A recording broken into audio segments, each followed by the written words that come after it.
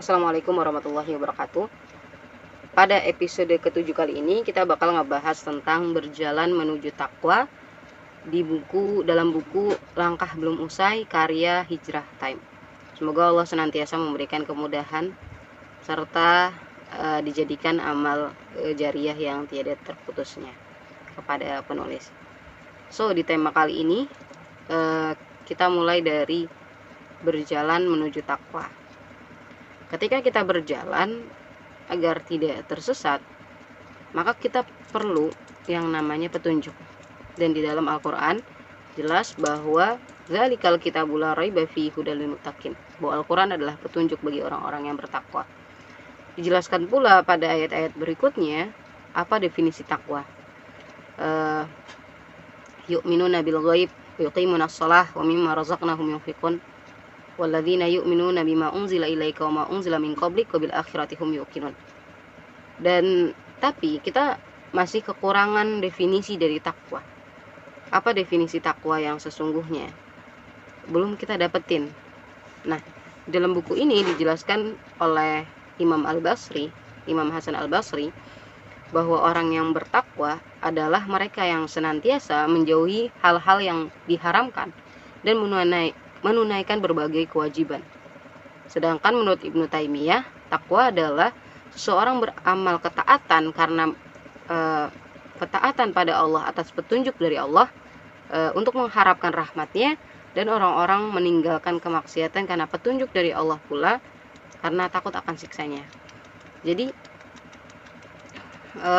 secara garis besar, takwa atau melakukan ketakwaan adalah menunaikan hak kita dengan melaksanakan ketaatan dan menjauhi larangan yang berlaku secara vertikal kepada Allah dan horizontal kepada sesama manusia dengan tujuan meraih ridho Allah.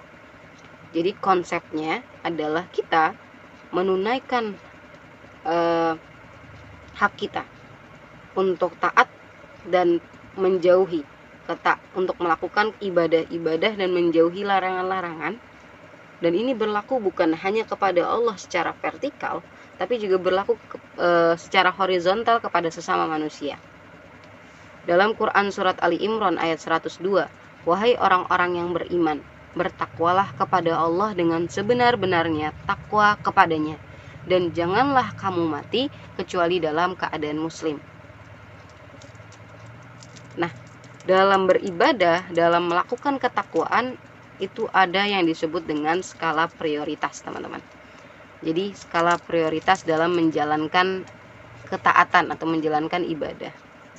Saat melakukan ketaatan kepada Allah, kita terlebih dahulu memprioritaskan untuk memperbaiki kualitas ibadah wajib sebelum menambahkan jumlah ibadah sunnah lainnya.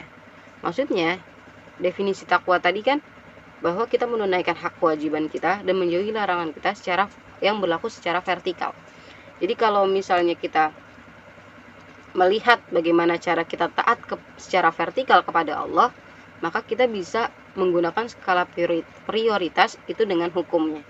Misalnya ada suatu hal yang wajib dengan yang sunnah, maka dahulukan yang wajib. Ada orang, jika kualitas ibadah wajib kita udah maksimal, maka kita bisa fokus untuk mengejar ibadah sunnah-sunnah yang lainnya. Misal gini, ada seseorang yang melakukan sholat tahajud jam 3 kan. Dia sholat tahajud lantas tidur gitu. Dan ternyata dia bangun jam 7 untuk menunaikan sholat subuh dan merasa malu untuk ngelakuin sholat qobliyahnya. Maka ketika kualitas ibadah sholat wajibnya agak terganggu, maka ini adalah sebuah skala prioritas yang salah.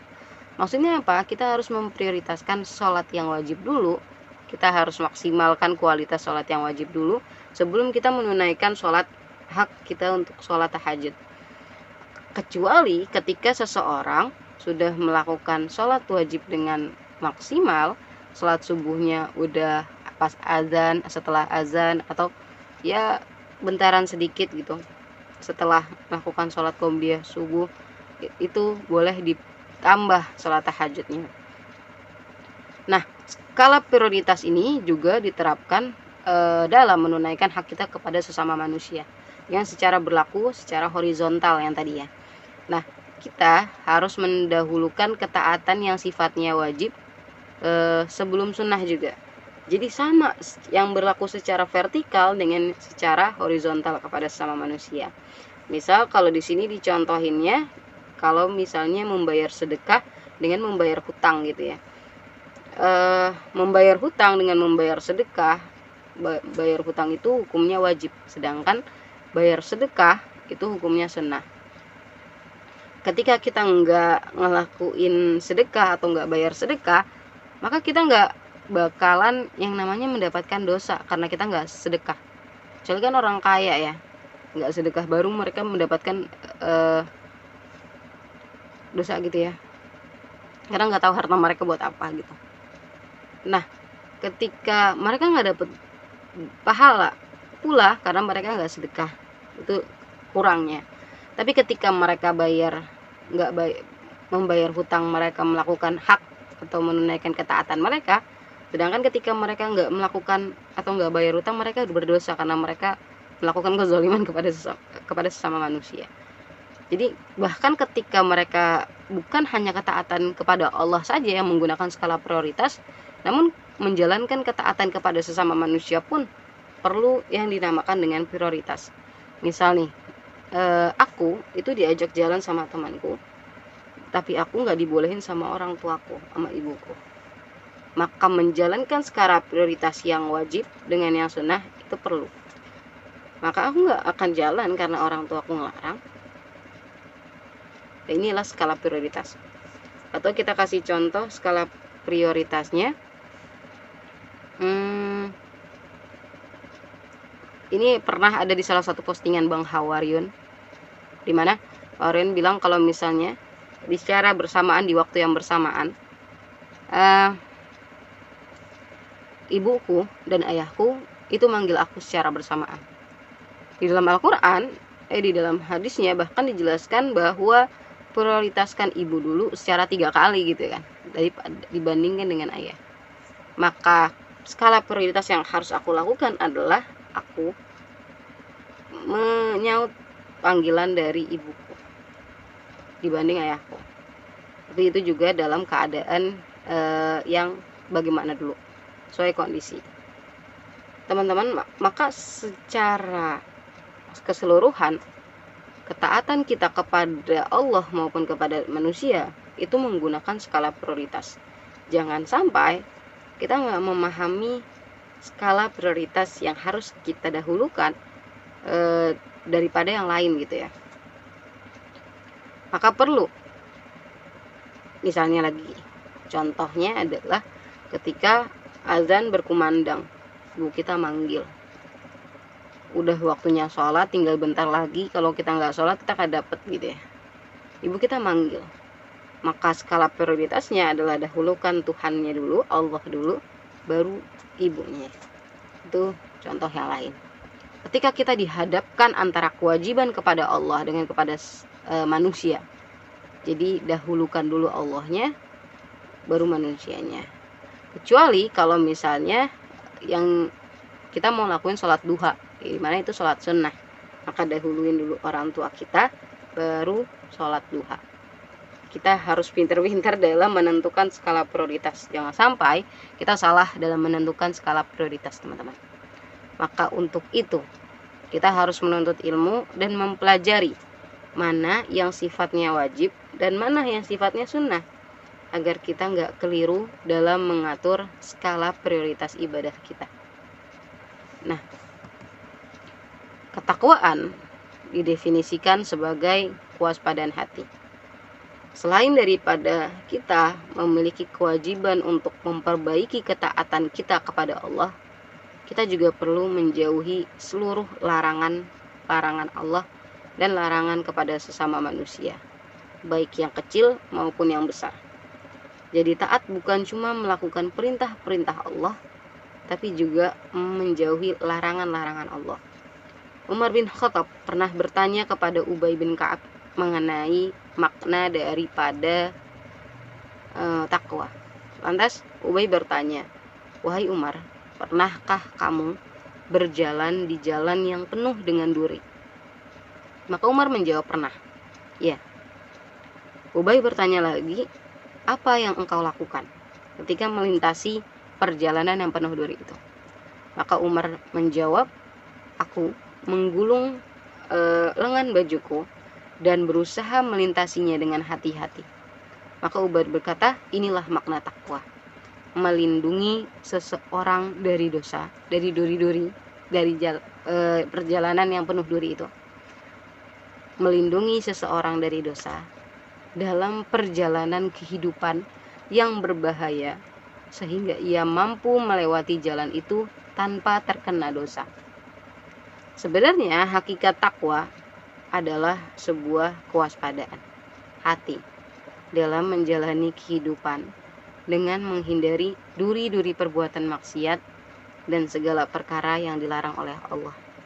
Ketakwaan tidak hanya terbatas pada menjauhi larangan yang persis ditulis di dalam Al-Quran, tapi juga perlu kita pahami secara luas sesuai dengan konteks kehidupan kita saat ini.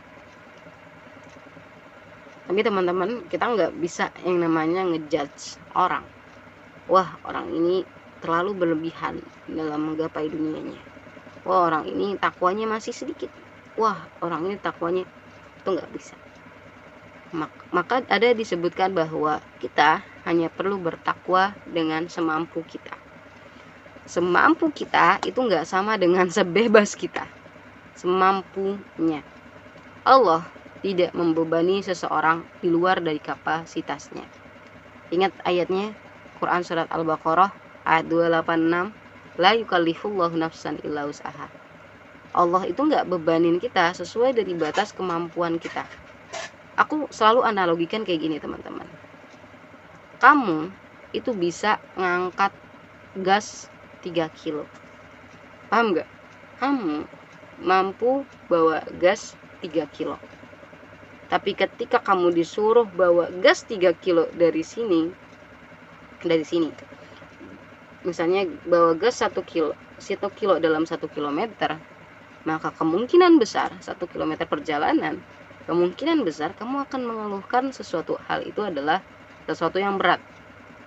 Konteksnya bahwa kamu mampu untuk ngangkat beban itu, tapi dalam perjalanan kamu pasti ngerasa berat. Itu ujian dari Allah.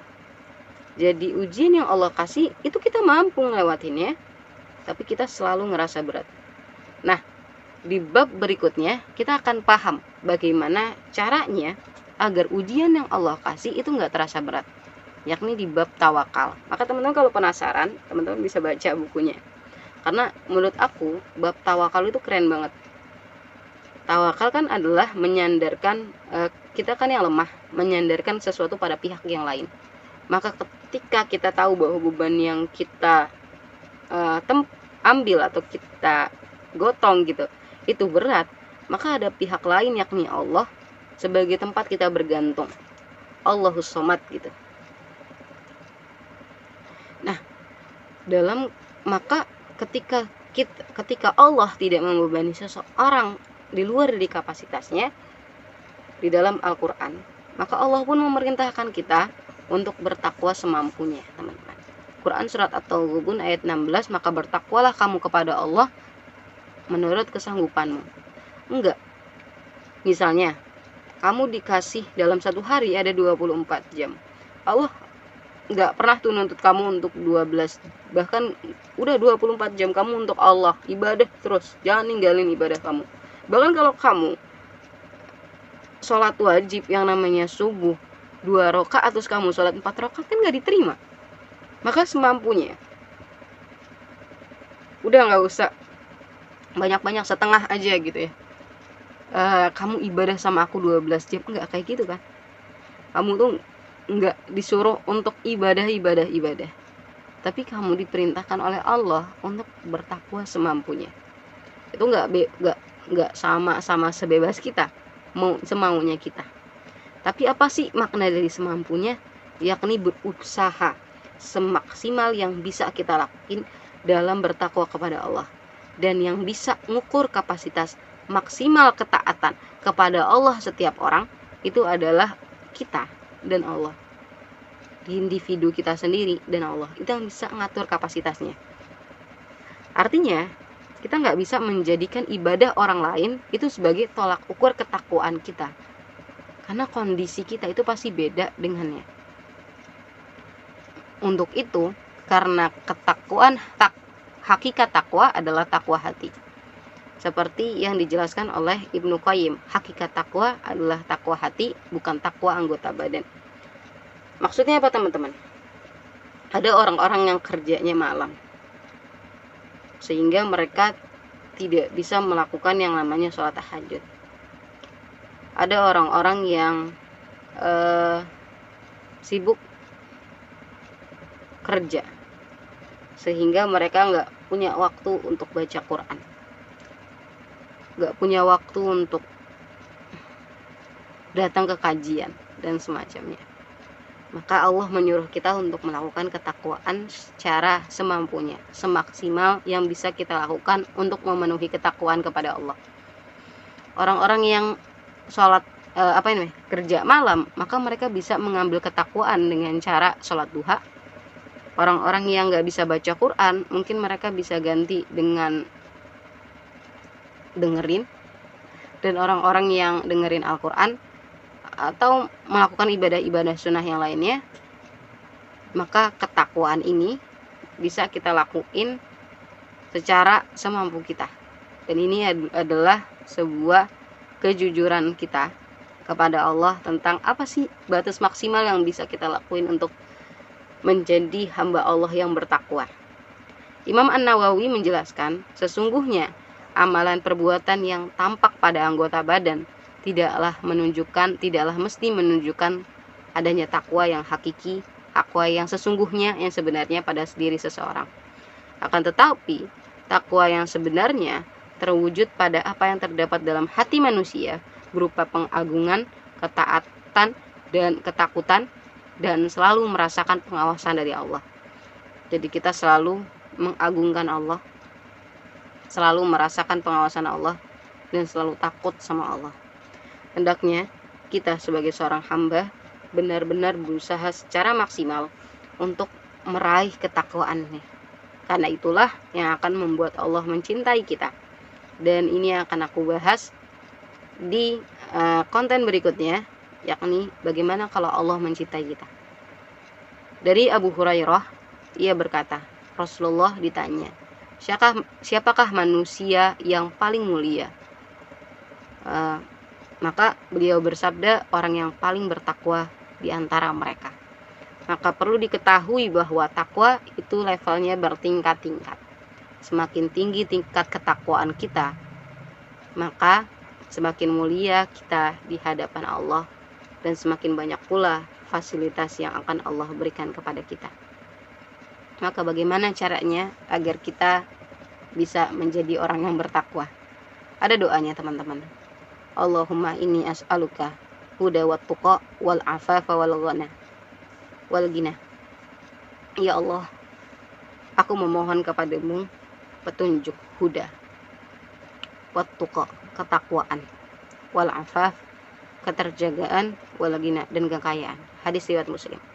Salah satu kunci penting untuk bisa bertakwa adalah senantiasa berdoa, teman-teman. Karena sebenarnya mengerjakan takwa bukanlah hal yang mudah. Maka kita harus selalu ingat untuk meminta pertolongannya dengan cara berdoa. Kuncinya bukan kerja keras siang malam. Kuncinya kerja keras dan ridho sang pemilik alam. Sholat, jauhi maksiat, taat, maka insya Allah kita akan bahagia dunia dan akhirat. Sampai di sini pembahasan cara berjalan menuju takwa. Insya Allah kita akan bahas bagaimana jika Allah mencintai kita. So, alhamdulillahirobbilalamin. Sekian. Semoga ini akan sangat ini bermanfaat untuk dijadikan sebuah dasar atau sebuah fondasi awal agar kita menuju ketaatan kepada Allah. Dan semoga ini mampu aku pertanggungjawabkan sebagai satu amalan yang berusaha aku tunaikan. Subhanakallahumma bihamdika asyhadu an la ilaha illa anta astaghfiruka wa atubu ilaik. Assalamualaikum warahmatullahi wabarakatuh.